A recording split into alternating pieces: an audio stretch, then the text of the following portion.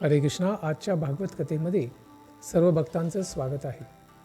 आज आपण श्रवण करूया स्वयंभू मनूच्या किती कन्या झाल्या, आकृतीपासून कुणाचा जन्म झाला, यज्ञ आणि दक्षिणेपासून किती पुत्रांचा जन्म झाला, पौर्णिमाच्या वंशाचे वर्णन, अत्री आणि अनसूया यांची खडतर तपश्चर्या, ब्रह्मा विष्णू आणि शिवजी कोणत्या मुनींना दर्शन देतात, अत्री मुनींना वरप्राप्ती, दत्तात्रेयांचे अवतरण, वसिष्ठ मुनींपासून निष्कलंक चारित्र्याच्या सप्तर्षींचा जन्म, कर्दमांच्या वंशामुळे विश्व भरून जाते, नरनारायण ऋषींचे प्रकटीकरण आणि 49 अग्निदेवांचा जन्म.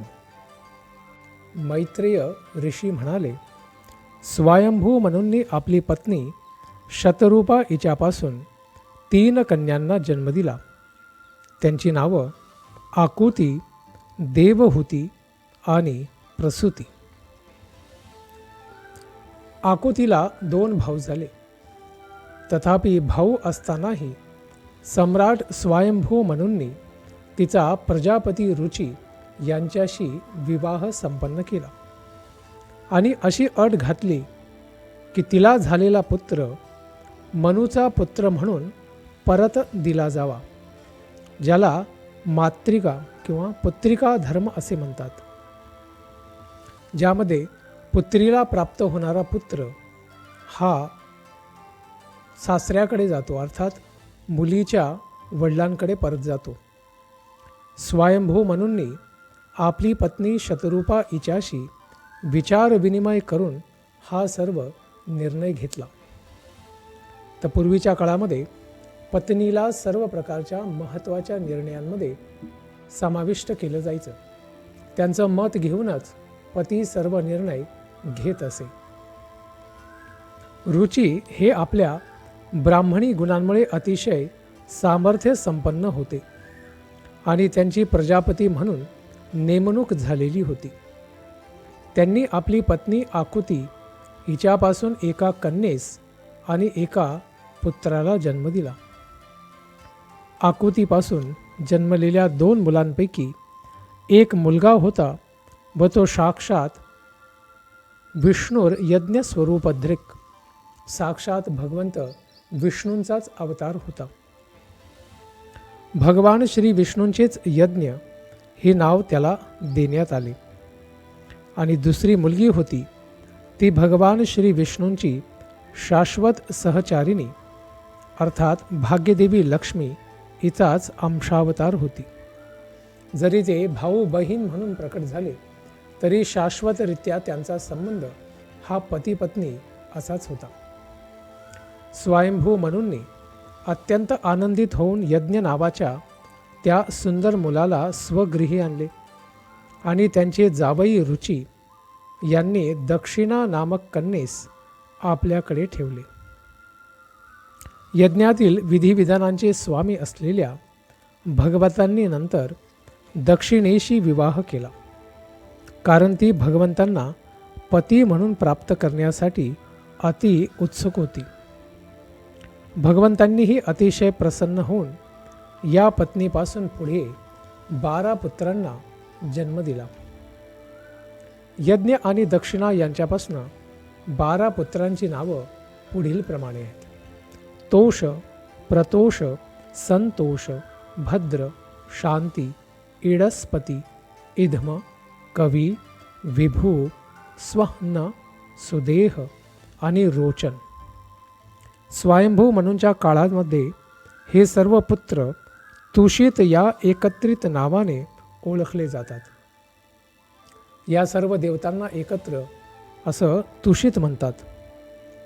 मरीची 7 ऋषींचे प्रमुख झाले आणि भगवान यज्ञ हे देवराज इंद्र झाले. इथे स्वयंभू मनू ज्यांना पुत्ररूपाने प्राप्त अर्थात पुत्रिका धर्माप्रमाणे पुत्र म्हणून त्याचा स्वीकार करतात, तोच यज्ञ भगवंतांचा अवतार त्या काळामध्ये पहिल्या मन्वंतरामध्ये इंद्र झाला. स्वयंभू मनूंचे 2 पुत्र होते, प्रियव्रत आणि उत्तानपाद. हे अत्यंत सामर्थ्यशाली सम्राट झाले आणि त्यांचे पुत्र आणि नातू त्या कालखंडात त्रिभुवनात सर्वत्र पसरले. हे तात, स्वयंभू म्हणून देवहूती ही आपली प्रिय कन्या कर्दम मुनींना दिली, ज्याची कथा आपण याआधीच श्रवण केली आहे. त्यांची कथा पूर्वीच सांगितलेली आहे आणि तू त्यांच्याविषयी जवळजवळ सर्व काही ऐकले आहेस. स्वयंभू म्हणून प्रसूती ही कन्या ब्रह्मदेवांच्या दक्ष नामक पुत्राला दिली. दक्षसुद्धा प्रजापतींपैकीच एक महत्त्वाचा प्रजापती होता. या दक्षाचे वंशज तिन्ही लोकांमध्ये पसरलेले आहेत सर्वत्र. कर्दम मुनींच्या 9 कन्यांसंबंधी आधीच मी तुला माहिती दिलेली आहे. त्या 9 जणींचा वेगवेगळ्या 9 महर्षींबरोबर विवाह करून देण्यात आला होता. त्या 9 मुलींच्या वंशांसंबंधी मी आता तुला सांगीन. कृपा करून ध्यानपूर्वक श्रवण कर. कर्दम मुनींची कन्या कला हिचा विवाह मरीची ऋषींशी करण्यात आला होता. तिने कश्यप आणि पूर्णिमा नामक 2 मुलांना जन्म दिला. त्यांचे वंशज संपूर्ण जगभर पसरलेले आहेत. हे विदुर, कश्यप आणि पूर्णिमा या 2 पुत्रांपैकी पूर्णिमास वीरज, विश्वग आणि देवकुल्या नावाची 3 मुले झाली. या तिघांपैकी देवकुल्या म्हणजेच भगवंतांचे चरणकमळ क्षालन करणारे जल होय. तेच पुढे स्वर्गीय लोकांमध्ये गंगेच्या रूपामध्ये निर्माण झाले. ती ही देवकुल्या अर्थात गंगाच होय. अत्री मुनींची पत्नी अनसूया हिने भगवान विष्णू, भगवान शिव आणि भगवान ब्रह्मदेव यांचे आंशिक विस्तार असणाऱ्या सोम, दत्तात्रेय आणि दुर्वास या 3 अत्यंत प्रसिद्ध मुलांना जन्म दिला. सोम ब्रह्माजींपासनं, दत्तात्रेय विष्णूंपासनं आणि दुर्वास हे शिवजींपासनं. सोम हा भगवान ब्रह्मदेवांचा. अच्छा, ते झाले. अशा पद्धतीने त्यांना हे विशेष पुत्र प्राप्त झाले. यावरती विदुरजी प्रश्न विचारतात. हे गुरुवर्य, संपूर्ण सृष्टीचे निर्माता, पालनकर्ता आणि संहारकर्ता असणारे ब्रह्मदेव, विष्णू आणि शंकर हे त्रिदेव कसे काय अत्री मुनींच्या पत्नीच्या उदरी पुत्र रूपाने प्रकट झाले? यावरती मैत्रेय ऋषी म्हणाले, ब्रह्मदेवांनी जेव्हा अत्री मुनींना हे ऐकल्यानंतर विदुरांनी मैत्रेय मुनींना प्रश्न विचारला.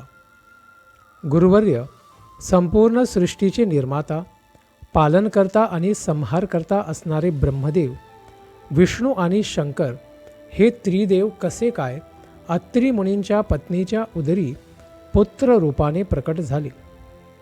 यावरती मैत्रेय ऋषी म्हणाले, ब्रह्मदेवांनी जेव्हा अत्री मुनींना अनसूयेशी विवाह करून प्रजोत्पादन करण्याची आज्ञा दिली, तेव्हा अत्री मुनी आपल्या पत्नीसह खडतर तपश्चर्या करण्यासाठी ऋष नामक पर्वताच्या खोऱ्यामध्ये गेली.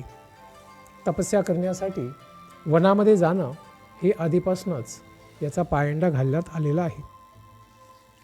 त्या पर्वताच्या खोऱ्यामधून निर्विंध्या नावाची एक नदी वाहते.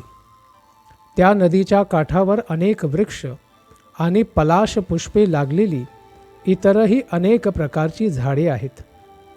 तसेच धबधब्यातून पडणाऱ्या पाण्याचा मधुर ध्वनी तेथे सदैव निर्माण होत असतो.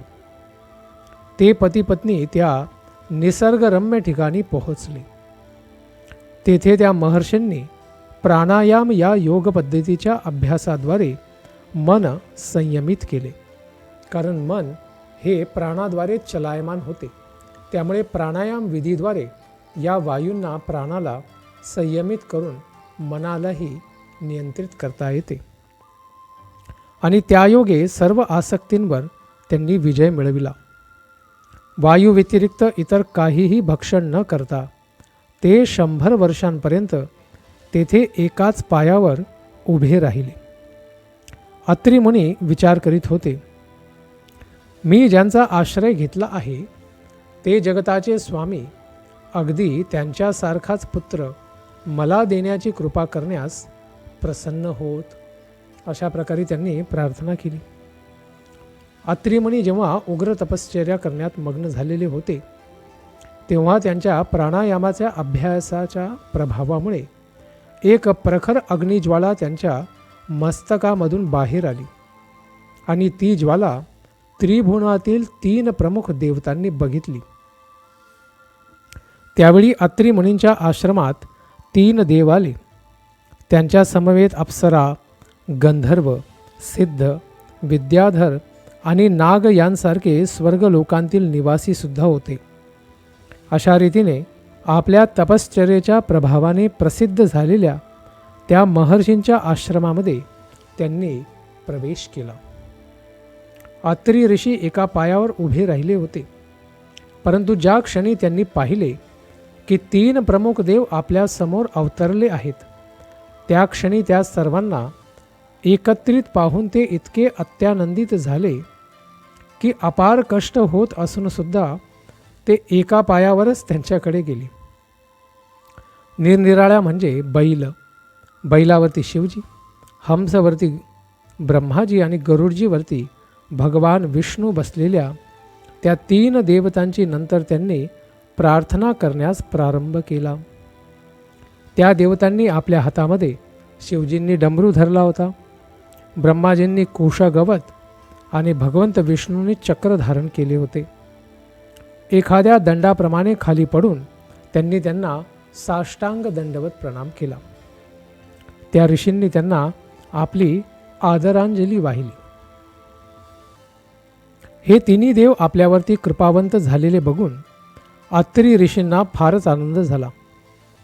त्यांच्या शरीराच्या प्रखर तेजाने अत्री ऋषींचे डोळे एकदमच दिपून गेले आणि म्हणून काही काळ त्यांनी आपले डोळे मिटूनच घेतले होते. देवांनी अत्री ऋषींचे चित्त आकृष्ट करून घेतले असल्याने कसे तरी करून अत्री ऋषींनी स्वतःला सावरून घेतले आणि हात जोडून आणि मधुर शब्दांनी त्यांनी विश्वाच्या त्या 3 प्रमुख देवतांची प्रार्थना करायला सुरुवात केली. अत्री मुनी म्हणतात, हे भगवान ब्रह्मदेव, विष्णू आणि शिवजी, तुम्ही भौतिक प्रकृतीच्या 3 गुणांचा स्वीकार करून स्वतःला 3 देहांमध्ये विभक्त करून घेतलेले आहे. अर्थात 3ही गुणावतार आहेत, सत्व, रज आणि तमगुणाचे. प्रत्येक युगामध्ये या सृष्टीची निर्मिती, स्थिती आणि लय यासाठी तुम्ही या पद्धतीने कार्य करता. मी तुम्हा सर्वांना सादर नमस्कार करतो आणि हे विचारण्यासाठी अनुमती मागतो की तुम्हा 3 कोणास मी माझ्या प्रार्थनेने बोलाविले आहे. अर्थात त्यांनाही माहिती नव्हतं की त्यांनी आपल्या प्रार्थनांद्वारे कोणत्या भगवंतांना आकर्षित केलेलं आहे. त्यामुळे संभ्रमित अवस्थेमध्ये त्यांनी अशा पद्धतीने हा प्रश्न त्यांना विचारला. भगवंतांसमानच पुत्राची इच्छा त्यांच्या चित्तामध्ये धरून त्यांनी निमंत्रित कोणाला केलेले आहे आणि केवळ त्यांचेच चिंतन केलेले आहे. परंतु ते मनुष्याच्या मानसिक तर्कशक्तीच्या फारच पलीकडे अतीत असूनही तुम्ही 3ही येथे प्रकट झालेले आहात. तुम्ही कसे काय या ठिकाणी आला आहात हे कृपा करून मला सांगावे, कारण या गोष्टीमुळे मी अत्यंत गोंधळून गेलेलो आहे. यावरती मैत्रेय ऋषी म्हणतात, अत्री मुनींचे तशा प्रकारचे बोलणे ऐकून त्या 3 महान देवांनी स्मित हास्य केले आणि मधुर शब्दांत खालीलप्रमाणे उत्तर देण्यास प्रारंभ केला. देवा उचुहू. 3 प्रमुख देवता अत्री मुनींना सांगतात, हे ब्राह्मण, तू दृढ निश्चयी आहेस आणि म्हणून तू जसे ठरविले आहेस तसेच होईल. तुझ्या निश्चयाव्यतिरिक्त इतर काहीही होणार नाही. तू ज्यांचे चिंतन करीत होतास तेच आम्ही सर्व आहोत आणि म्हणून आम्ही सर्वजण तुझ्याकडे आलो आहोत. कारण तू सृष्टी, स्थिती आणि पालन या तिघांचं अधिष्ठात्री देवता पुकारली आहेस. त्यामुळे आम्ही तिन्ही आलेलो आहोत. आमच्या सामर्थ्याचे आंशिक प्रतिनिधित्व करतील असे पुत्र तुला होतील.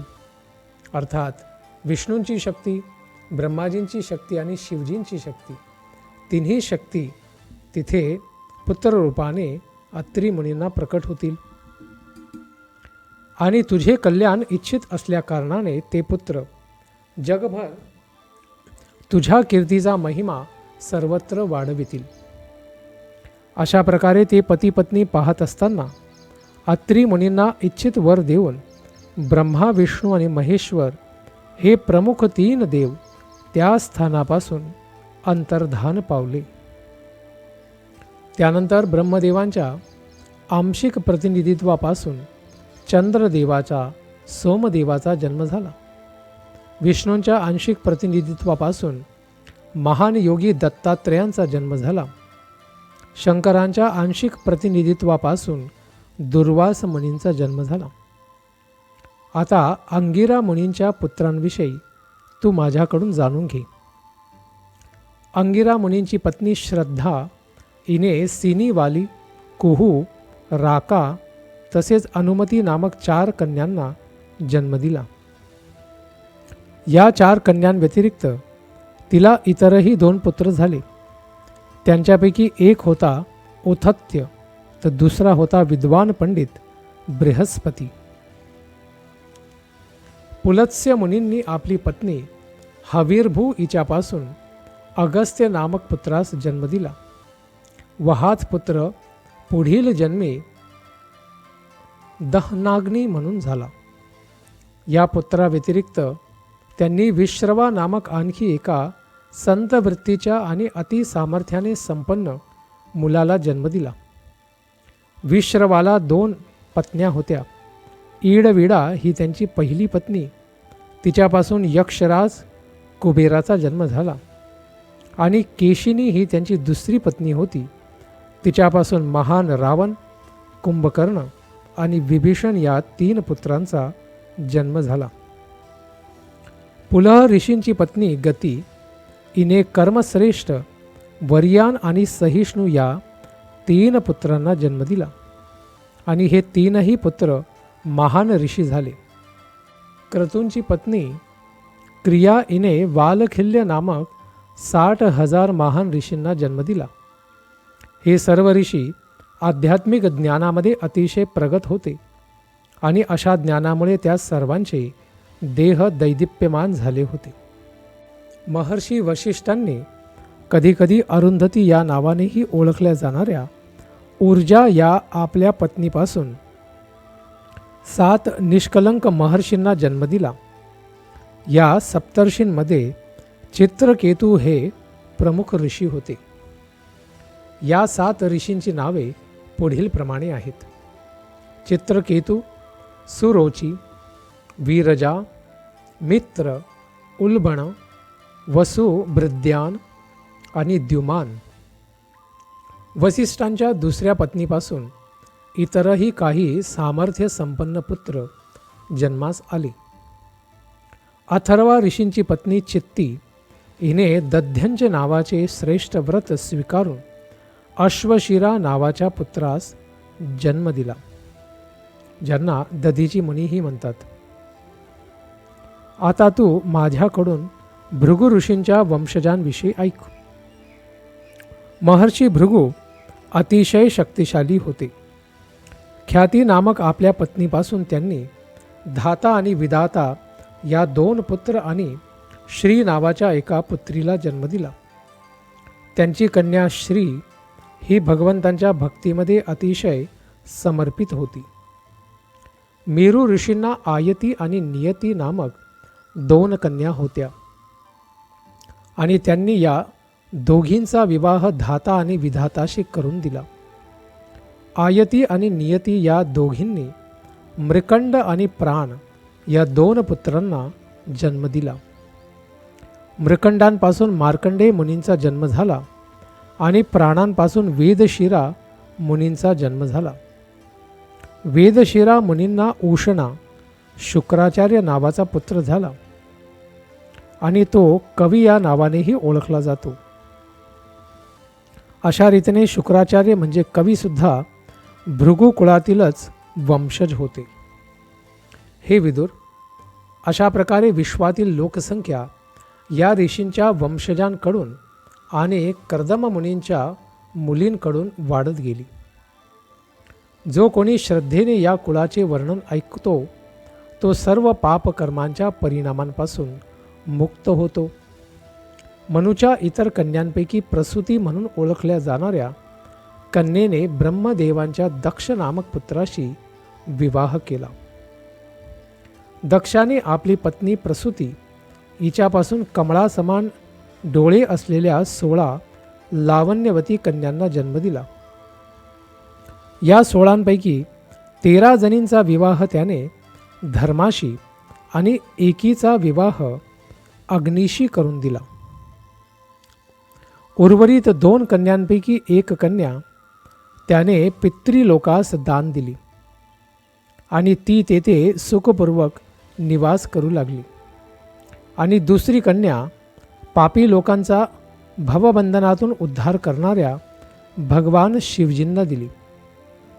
धर्मास दिलेल्या 13 दक्ष कन्यांची नावे पुढील प्रमाणे आहेत: श्रद्धा, मैत्री, दया, शांती, तुष्टी, पुष्टी, क्रिया, उन्नती, बुद्धी, मेधा, तितिक्षा, री आणि मूर्ती.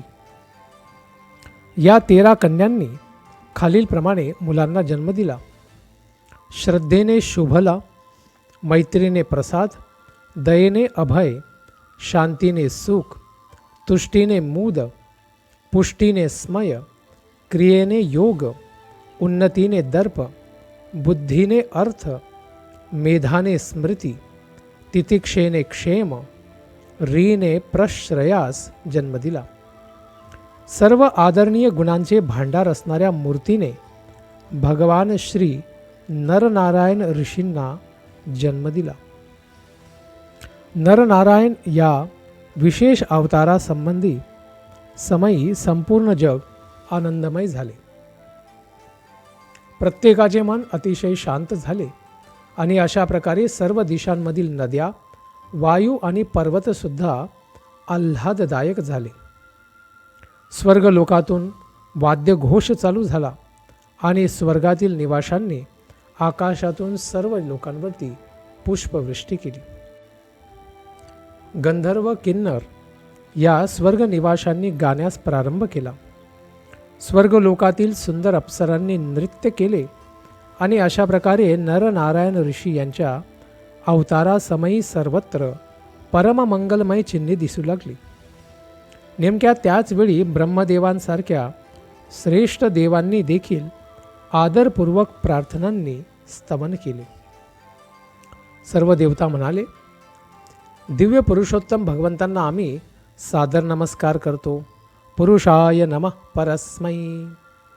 त्यांनी आपली बहिरंगा शक्ती म्हणून या वैश्विक अभिव्यक्तीची निर्मिती केली आहे आणि ज्याप्रमाणे वायू आणि मेघ समूह आकाशामध्ये स्थित असतात त्याप्रमाणे ही अभिव्यक्ती त्यांच्या ठायी स्थित आहे.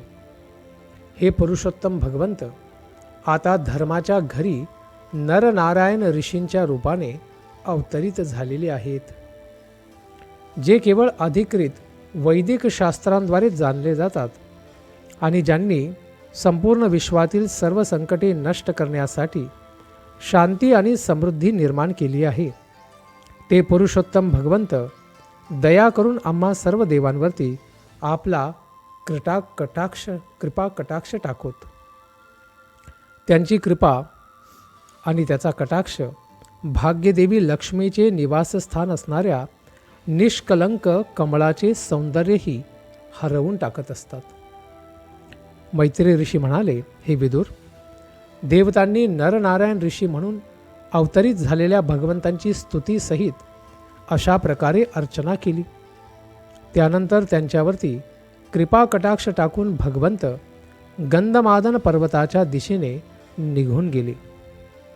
श्रीकृष्णांचे आंशिक विस्तार असलेले ते नरनारायण ऋषी, नर अर्थात अर्जुन आणि नारायण अर्थात श्रीकृष्णांचे अवतार, आता यदू आणि कुरु वंशामध्ये पूर्ण रूपाने श्रीकृष्णाने अर्जुन या रूपाने जगताचा भार नष्ट करण्यासाठी अवतरित झालेले आहेत. अग्नीचा अधिष्ठाता अग्निदेव यांनी आपली पत्नी स्वाहा हिच्यापासून पावक, पवमान आणि शुची या 3 अपत्यांना जन्म दिला. ही अपत्ये यज्ञाच्या अग्नीमध्ये अर्पण केलेल्या आहुती ग्रहण करून जगत असतात. त्यामुळे यज्ञ संपन्न करत असताना ब्राह्मण लोक म्हणतात स्वाहा, अर्थात अग्नीच्या पत्नीचं आवाहन करून मग आहुती देत असतात. त्या अग्नीच्या 3 पुत्रांपासून आणखी 45 वंशज उत्पन्न झाले. 45 अधिक त्यांचे वडील 3, 48 अधिक त्यांचे आजोबा अग्नी, असे एकूण 49 प्रकारचे अग्नी आहेत. तेही अग्निदेवच मानले जातात. म्हणून पिता आणि पितामह यांच्या सहित एकूण 49 अग्निदेव झाले. हे सर्व 49 अग्निदेव म्हणजे निराकारवादी ब्राह्मणांनी वेदोक्त यज्ञकर्मांतील अग्नीमध्ये अर्पण केलेल्या आहुतींचे सर्व लाभार्थी आहेत. अग्निश्वात्त, बर्हिषद, सौम्य आणि आज्जप हे पितर आहेत. हे साग्निक अथवा निरग्निक आहेत.